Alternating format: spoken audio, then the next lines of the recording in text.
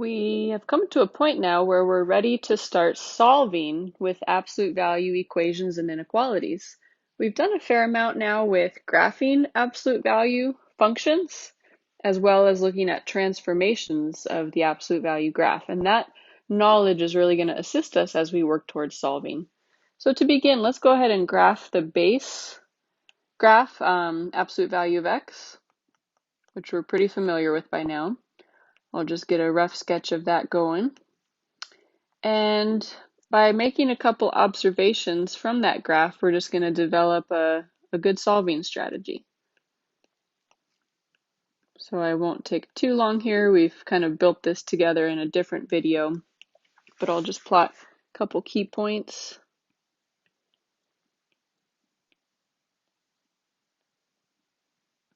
All right. And hopefully my sketch is decent enough for us to at least use to talk about solving.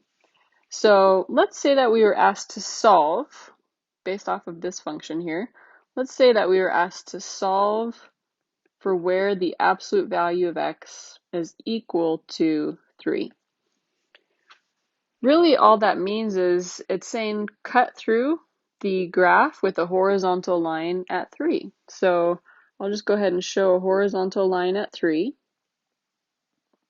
And I'm asking myself where the green graph touches the orange line. I don't know if you guys think about solving that way, but I really picture solving as like the intersection of the two sides of the equation. So if that helps you, I think that's really a great way to think about it.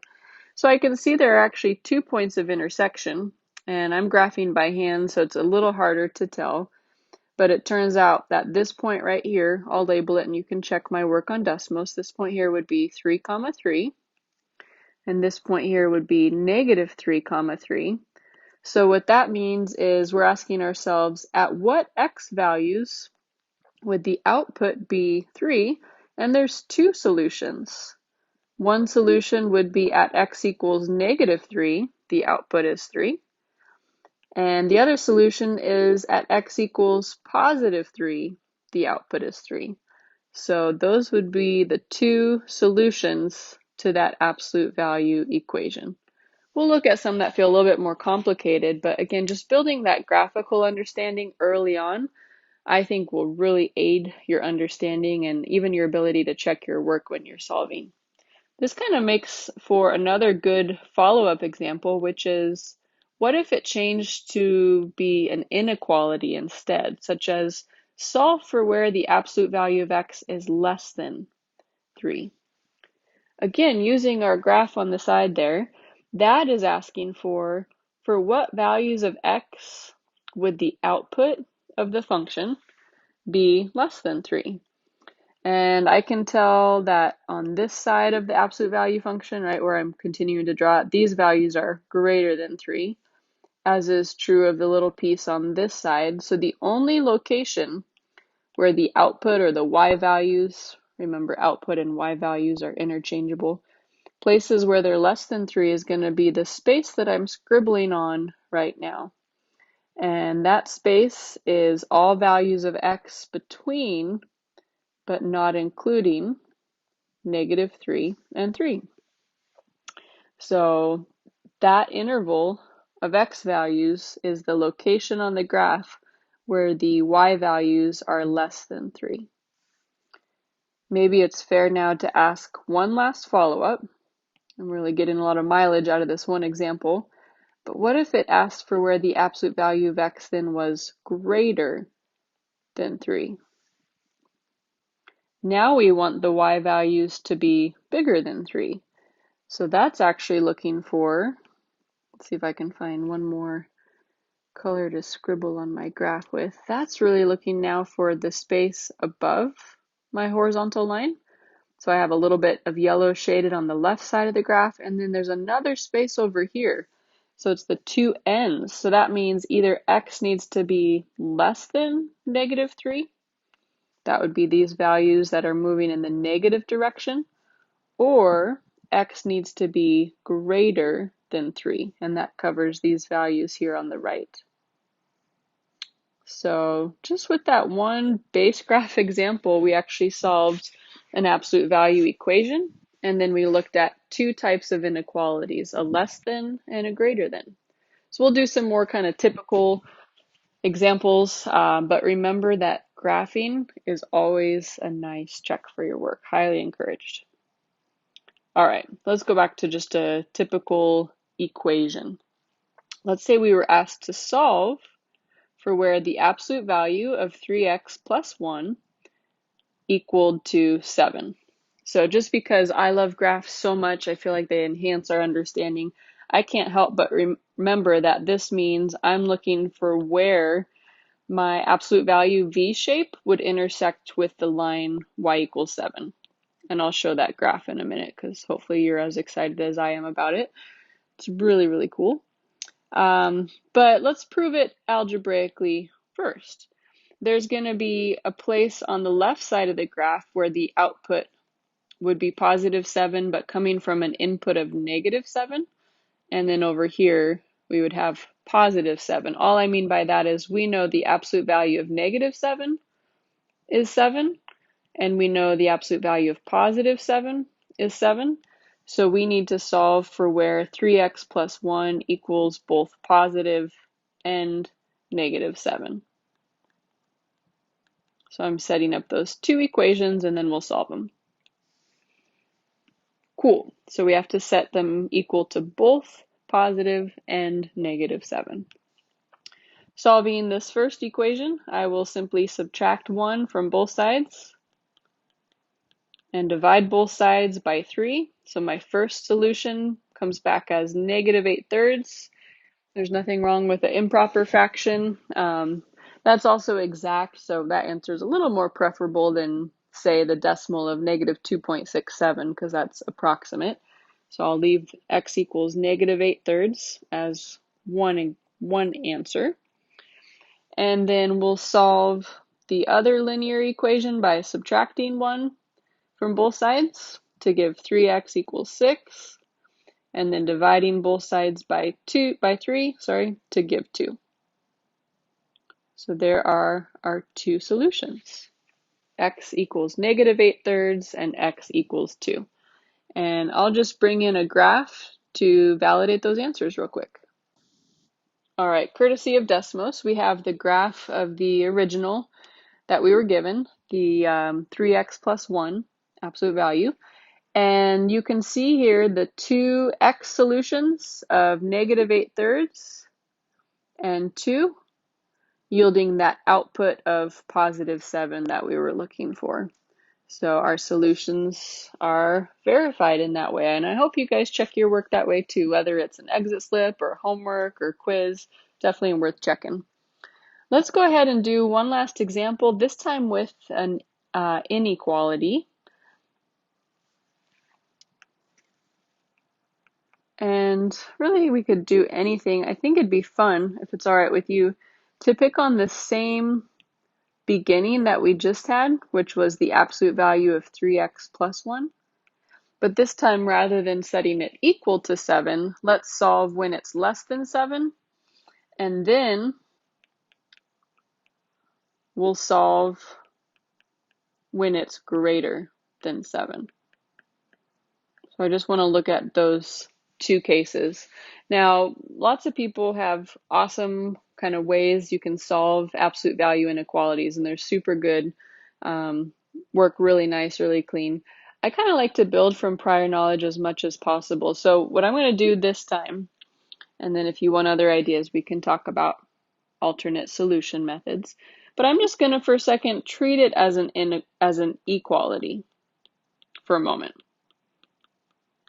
Okay, and we actually just worked on that. I'm going to treat it as 3x plus 1 equals 7. And without showing tons of work, we know that that involved setting this equal to negative 7 and positive 7. That's what we did in the previous example. And we had obtained two solutions of negative 8/3 and positive 2. So I'll just swing back to the previous page so I can show that. So we had found negative 8/3 and positive 2 when we solved the equation. So whenever I encounter an inequality, a lot of times I treat it as an equation, and that tells me the two values that I can then use to solve for my number line. And I'll share more what I mean by that. So let's take this first piece here. Let's take the less than 7. If you ask me to solve where the absolute value of 3x plus 1 is less than 7, I begin by finding the two solutions of -8/3 and +2. Now, I know that one of the following two scenarios is going to be true because it's an inequality. I will either find that my solution is all the values to the outsides of those two numbers, so my solution could be what I just shaded in green, or my solution could be just the space in between. But how do I know for certain? How do I know without any doubt which of those two scenarios it is? And I personally like to use what I call test values. So I pick a value for x that I can tell very clearly falls in one of those spaces. So I think you guys would agree that 0 falls somewhere in between -8/3 and 2, right? Because we're in between a negative and a positive. And by testing x equals 0, I mean plug it into your inequality and see if it's true or false. So if I plug in 0 for x, I would have 3 times 0, which is 0, plus 1, which is 1. Oops. And so I would have a statement that says 1 is less than 7. And is that statement a true statement or a false statement? Well, that's definitely true. So because that's true, it means that x equals 0 is included in the solution. So my solution must be the values in between these two numbers. So the solution to this inequality would be all values of x between -8/3 and 2. Now, this isn't going to be everybody's preferred solving strategy, and that totally makes sense. So if you know other methods, you can definitely use them. But it is kind of nice if you feel confused or aren't sure how to go about the next step. Just a real quick note, if I had tested a value like x equals 3, right, which is over on this side of the interval, I would have gotten a false result. Same if I had tried a value like x equals -5. So I didn't have to test 0 to find the solution we just did. Okay, well then let's do the other inequality, which is the greater than 7. And I'd like to keep the work that we have on the screen. So sorry if this drives you crazy, but I'm going to make a little bit of space right here and work out that last inequality. So I'm totally crisscrossing here. So to solve where the absolute value of 3x plus 1 is greater than 7, just as we did with the less than 7, I would have solved the equation, found the -8/3 and the +2, and then selected a test value. So let's test x equals 0 again, because again, 0 is clearly between -8/3 and 2. If I plug in 0 for x, 3 times 0 is 0, plus 1 is 1. And then I have to ask myself, is 1 greater than 7? Well, this time we have a false statement. So my solution can't be where the inequality is false. So if it's not in the middle, it must be the outside pieces. So I'm going to go ahead and shade where the solution must be true, which is everything less than -8/3 and everything greater than 2. So I could say x is less than -8/3 and x is greater than 2. Whew. So feel free to peek at a graph for these. Basically, it would be the same graph we already looked at in our last example. We just are solving, when we solve for less than 7, we were looking at these values on the bottom of the V. And when we solve for being greater than 7, we found this left end and this right end of the v. So kind of interesting. Try these out for yourself and let me know if you have some questions.